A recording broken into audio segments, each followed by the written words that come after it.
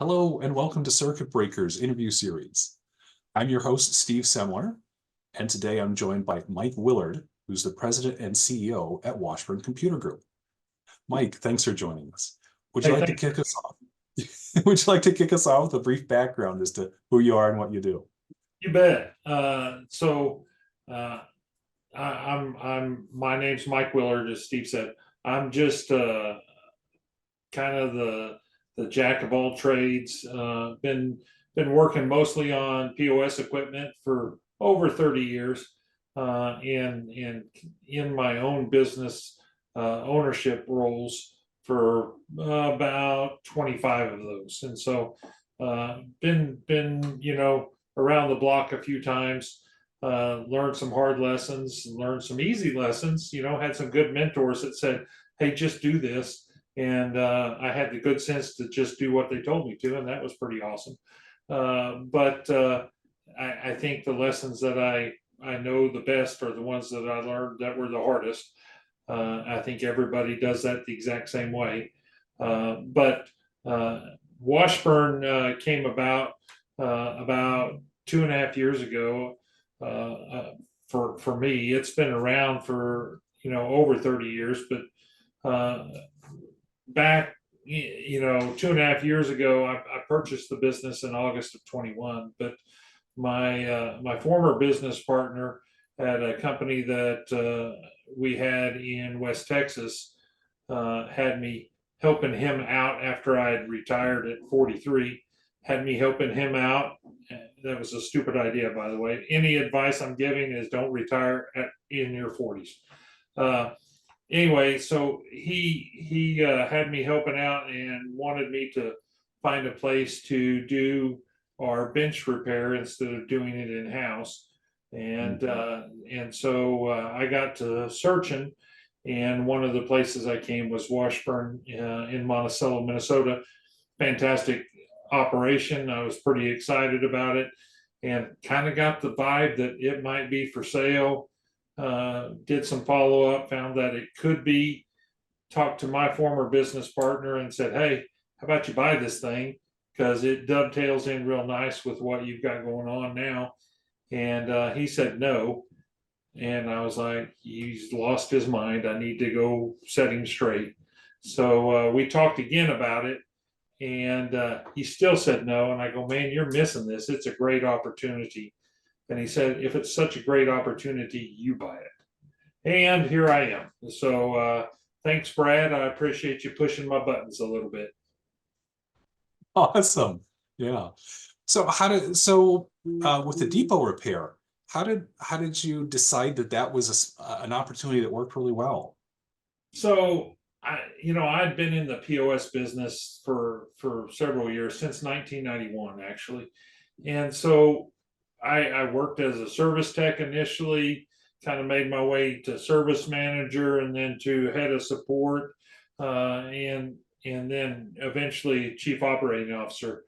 And so one of the things that we always did was, try to maximize the profit out of all of our sales, right? And part of that was making sure that we could service equipment after the sale.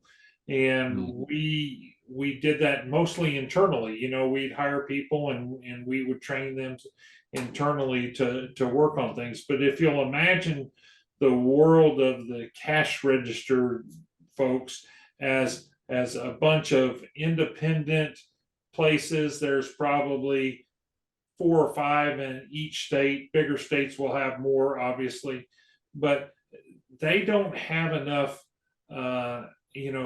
market share penetration, most of them, to have 2 or 3 bench repair people on staff, and so that becomes rather cumbersome, and they fall behind, and then you end up having to buy a new one to stick out there because you didn't get theirs fixed, and it kind of snowballs. And so bench repair was something that I was pretty keen on early on. And when I first got to cash register services in 2001, I insourced all of our bench repair. because I thought it made no sense to outsource any bench repair, and we could do it ourselves and save that cash. And so for over 20 years, that's how they did it, right? And I was like, that's the smart way to do it. It's the only way to do it. So when my former business partner told me, go look for a place to outsource it, just between you and me and the podcast listeners, I ignored him because I thought he was being stupid. But it turns out he was really pretty damn smart, and I should have listened to him the first time.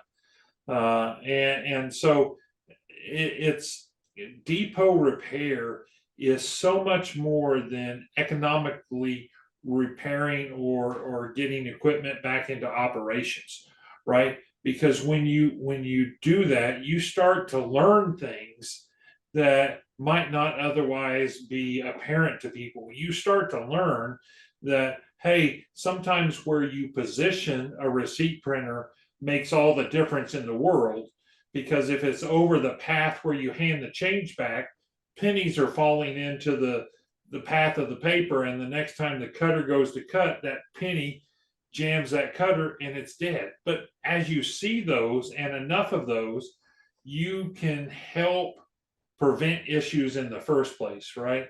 And so having that ability and learning those things has helped us help our customers. Now, maybe that means they're sending their stuff to me less. I'm okay with that. Do I want them to spend money? Yeah, bet I do, But one of the things a mentor told me a long time ago, you don't ever go wrong by taking care of the customer first. Absolutely. How do you get that knowledge from your team out to the people who are maybe on the sales side and helping them or doing installation setup the first time? Sure. So, we're a little disconnected from the installation side. We're a depot facility, right? Yeah. But we deal with a lot of these installation folks, the folks that stage equipment, what have you. And so a lot of what we do is we produce the data, the analytics behind it, and say, if you're using scanner scale XYZ, you need to make sure that you do this so that it sets level, because if it doesn't set level, it weighs a little bit differently, and and that's just a theoretical example, but we produce those analytics and give the customer access to that to where they can mine it themselves. And we could stop there, right? But if we stop there, we're probably leaving it to the customer to figure out that information. And do they disseminate it, or are they busy? Well, you're right, they're busy, right? And so part of what we try to do is have regular reviews and go, hey, here is what we see. Here's the number one issue you have. Here's the number two issue you have. And when we see that, and when we're having those meetings, one of the things that we try to do when we sit down with them is give them suggestions to solve those issues. And as you might guess, we run into the same issues for every customer out there. And so we kind of have those built in, and we might even have a use case where we can say, hey, here's how it got implemented over here. You might think of doing that the same way in your spots. Yeah, and that's not the sort of thing that most people are going to think about as value add when they think about depot repair, depot work. So Absolutely. And it actually bleeds a little bit further for us. So one of the things that I did that's kind of a little bit unique, at least in the depot repair space, is I hired a media person that simply does documentation and videos on, how-tos. How do I swap out that printer? How do I load the paper in the printer? How do I, reset the Bluetooth on my hand scanner? And they do all of those things now themselves, and it doesn't require a service tech to end up on site, which obviously costs some money. And now I can take as a service provider, I can take that service tech, and instead of using them to replace a battery in a hand scanner, which anybody could do, I can redirect that high dollar asset to go and do something that's really required. And especially in today's environment where labor is pretty tough, right? I think it makes a lot of sense, and it's starting to kind of develop that desire for most folks, and so we kind of jumped into the middle of that, and everybody thought maybe I had lost my mind a little bit, but it won't be the first time or the last time, and I probably have a little bit. And that's actually kind of one of the things that I like to talk with the business owners about, is finding that thing or those things that they do to kind of break out of the circuit of how do we ordinarily do business? What's to get out of the circular routine? So that sounds like you've hit on some things there. Yeah, and it's most often I find that stuff accidentally. It's not something that I spend time and I ponder about. It just hits me all of a sudden because I'm in the middle of a crisis or an issue, and I need to solve it. And so having this media has kind of actually opened up a different revenue stream for us, and I hadn't even envisioned it for that, but because I have it now, it's kind of pushed over, and we have a different revenue stream to utilize that same data, maybe formatted a little bit differently, but surely does help us in a lot of ways. Yeah, and not every business owner would even spot that opportunity. What do you do that's kind of, what do you think makes it something where you're in the work, but you're seeing the opportunities come up and you take after them? Well, I think for me specifically, where I sit today, I think the biggest assistance that has helped me push forward in those instances is my years of service. I've always worked on POS or cash registers, however you want to look at it. And I started as a service tech, and now, I own a repair business, and I've been everywhere in between. And so at every stop, you have a unique job you have to perform. You have a unique customer set that you deal with. It might still be the same company, but you might be dealing with a cashier versus dealing with an owner versus dealing with an operator. And so at each point, you get different input. And that input altogether, allows me to look at things a little bit differently than I would if I only sat in one or two of those seats. And so because of that, when I'm working through things, I go, okay, let's go hire a media person. And oh, by the way, I've been a business owner before, and one of the things you want to not stand still on is trying to develop new revenue streams. Oh, well, let me use that along with this to make this opportunity available. And so, I'm not the greatest, marketing guy, the greatest, really even implementation guy, although that kind of hurts me when I say that. But I'm an idea guy, right? And so coming up with ideas, I've got plenty of those, and then I let those around me go, that's the stupidest thing I ever heard of. You've lost your damn mind. And I go, okay, well, next, and so I think that for me, it is just experience that has gotten me to the spot where I can say, hey, here is something that we can do that maybe hasn't been done before.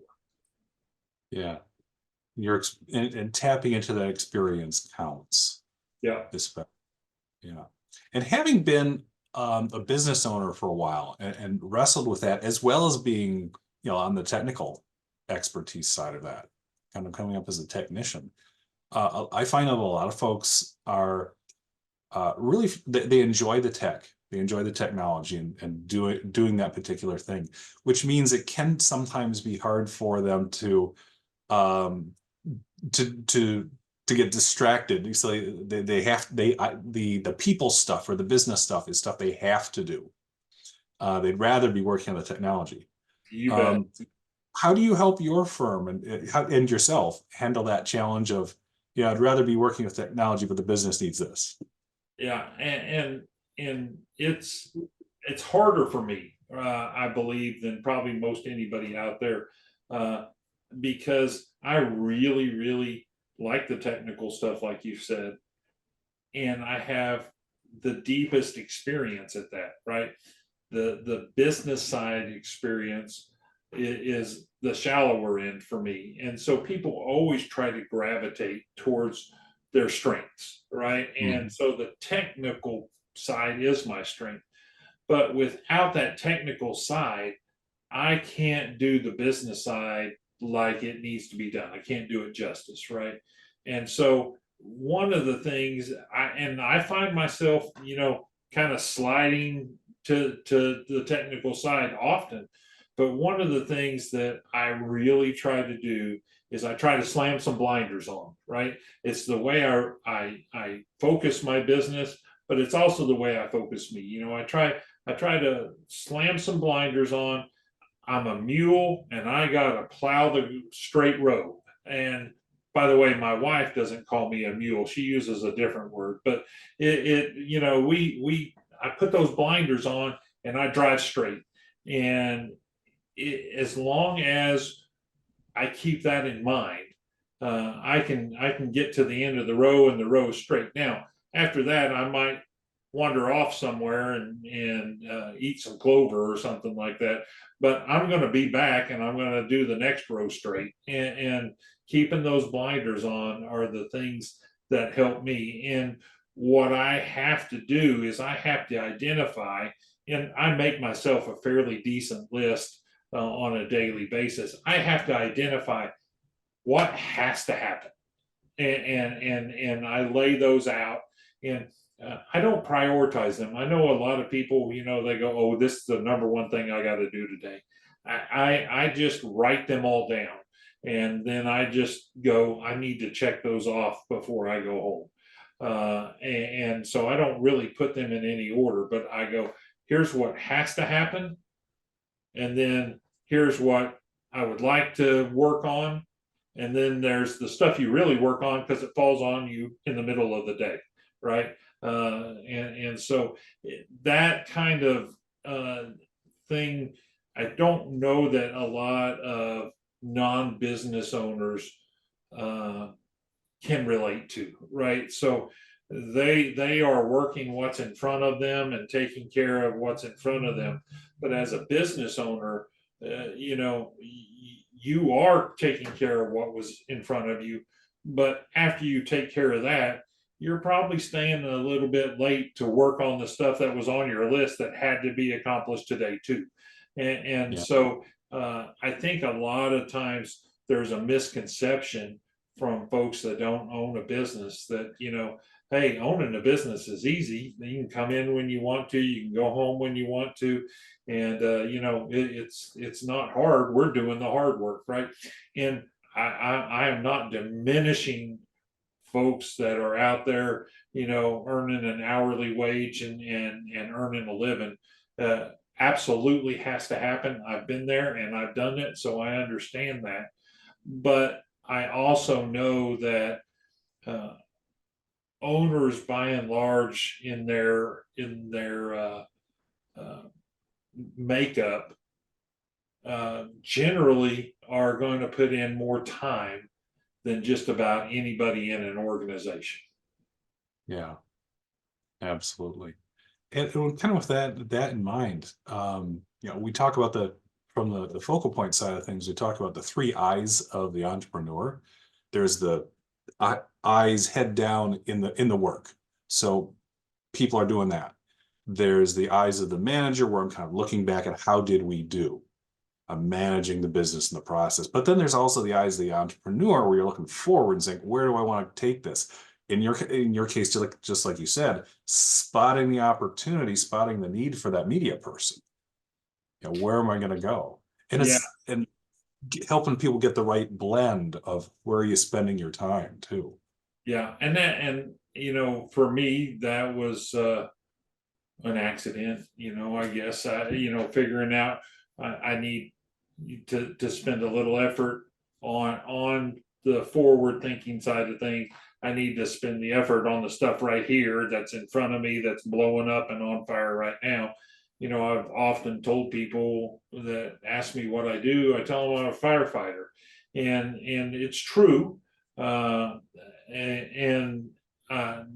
it's I wear that with pride. I'm not trying to back away from that.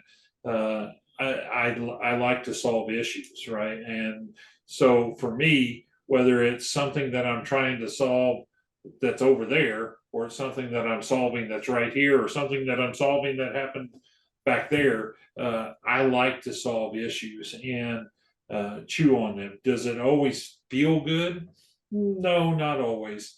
But the resolution always gives satisfaction. Yeah. Cool. Well, if you could wave a magic wand over your business and make one thing better or one area better, what would that be? I believe it would be the sales organization. So we're really an organically grown business that has really been in symbiosis with another organization and has kind of grown as that business has grown. And so when I purchased Washburn, 80% of the customer concentration was one customer. And that's a disaster, right? Ready to happen. And so we haven't really had outside sales people. And so standing up the sales organization and getting it out there and putting the products in their hands and giving a cohesive message has been a unique challenge, and one that I underestimated, to be honest. I'm a tech guy. I can. It's broken or it's fixed. It's easy, right? And so doing that with a sales organization and implementing. Okay, here's the compensation plan, and here's how we need to price it to our customers, and here's how we need the message we need to make that maybe is customized for different customers that you go to. Having to set that up has been way more than I thought it was going to be. So to all the salesmen in the world, I'm sorry I doubted you. You had a hard row to hoe, and I did not account that as being the case. So sorry about you. Oh, good. I surely appreciate that too. Well, kind of in closing, what advice would you offer to aspiring entrepreneurs who are just, in the tech sector, just getting started or facing challenges in their business? Well, the first one is going to be a little bit off the wall. I think you need to watch Field of Dreams at least 10 times.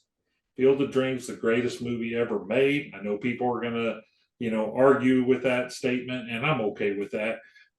But when you watch that movie, I think every time I watch it, I get something different out of it every time. But the main thing that I took away from that movie was one of the times the voice talked to Kevin Costner, it said, "Go the distance." And to me, that said a lot of stuff, right? It said, don't give up. You're almost there. You got a little bit further to go. Let's go. and so it was a call to action. It was a little bit of a pat on the back saying you've done good so far, and you're almost there. And so it resonated with me and said, hey, you need to finish, you need to end well, you need to make it the distance. And so to me, that's a big one. And then I think I've got really two quotes that I've really genuinely lived by for probably all of my adult life, I would say. One's from Vince Lombardi, and I'm going to read it to you because I think it really states to me what my whole focus has been. And it says, the quality of a person's life is in direct proportion to their commitment to excellence, regardless of their chosen field of endeavor. Hey, it's a commitment. It's a hey, I am going to just put my head down and I'm going to do it no matter what. And I think every human strives to be good at something, strives to find that one thing that they can say, I'm good at this, right? And so this to me has been one of those driving things. And whenever I get to where I'm, going, crap, this is hard, remembering this, kind of just pushes me a little bit. And sometimes a little bit is all you need. The other quote I have is from Calvin Coolidge, and kind of a maybe a little bit of an underwhelming president, right? But he had this quote, and my dad actually told me this quote originally. He paraphrased it. I've got the real quote here, but it says, "Nothing in the world can take the place of persistence. Talent will not. Nothing is more common than unsuccessful men with talent. Genius will not. Unrewarded genius is almost a proverb. Education will not. The world is full of educated derelicts. Persistence and determination alone are omnipotent. The slogan, press on, has solved and always will solve the problems of the human race." And so, my dad was trying to tell me, be stubborn, right? Don't give up, be persistent. And to me, that is my probably number one exhortation for any entrepreneur is don't give that up. You be persistent and press through that pursuit and go, hey, I'm going to make this better. I'm going to be determined to do what I need to do. And I think if people are resolute in that, they'll be successful. Yeah. Make it work. Press on. That's right. Good words to live by. Well, thank you, Mike. I really kind of want to end it there because that's a really good point for the folks. So thank you so much. It's great meeting you, learning about you and your entrepreneurial journey and the experience and the things that have popped out for you that you've taken advantage of as a result of working in the trenches with the technical side. To those watching, when you're faced with challenges in your business, consider these tips and the experiences that Mike has shared. Feel free to reach out to me for coaching and support around training. And as always, I'm Steve Semler at FocalPoint Business Coaching, helping techies be great leaders. Look forward to seeing you in our next episode. Thanks, Mike. Thanks, Mr. Steve.